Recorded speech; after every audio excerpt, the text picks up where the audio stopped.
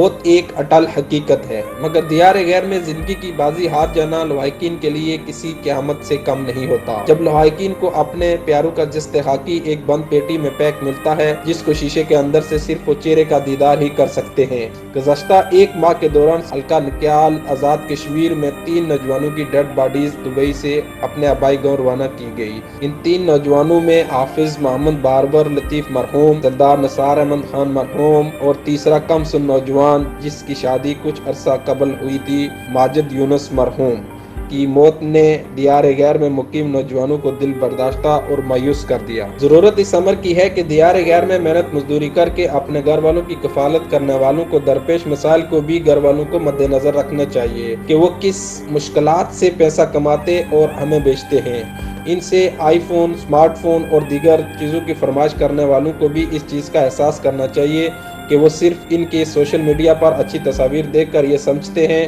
کہ وہ بڑے آرام دہ دفاتر میں بیٹھ کر درہم، ریال، پاؤنڈ کماتے اور ہمیں بیچتے ہیں، مگر ان کے رہن سہن اور کھانے پینے کی مشکلات کا اندازہ شاید ان کو نہیں ہوتا کہ وہ خود کھانا پکاتے اور ایک کمرے میں 10-12 مل کر رہتے ہیں، 1-1 روپیہ جمع کر کے گھر والوں کی فرمائش پوری کرتے ہیں۔ لہٰذا ہمیں چاہیے کہ ہم حضرت محمد صلی اللہ علیہ وسلم کی سنت پر عمل کرتے ہوئے میانہ روی سے زندگی گزاریں اور اپنی ضرورت کو ہی اپنی خواہش بنائیں تاکہ ہماری دنیا اور آخرت سنور جائے۔ Arshad Malik, KE news, Dubai. اگر اب تک آپ نے ہمارا YouTube چینل سبسکرائب نہیں کیا تو سامنے اسکرین پہ سبسکرائب کا بٹن نظر اس پہ کلک کیجئے، اسے سبسکرائب کیجئے اور ساتھ ہی ساتھ بیل آئیکن کا بٹن پریس کیجئے تاکہ ہماری نیو آنے والی ویڈیو کا نوٹیفیکیشن آپ کو ملتا رہے۔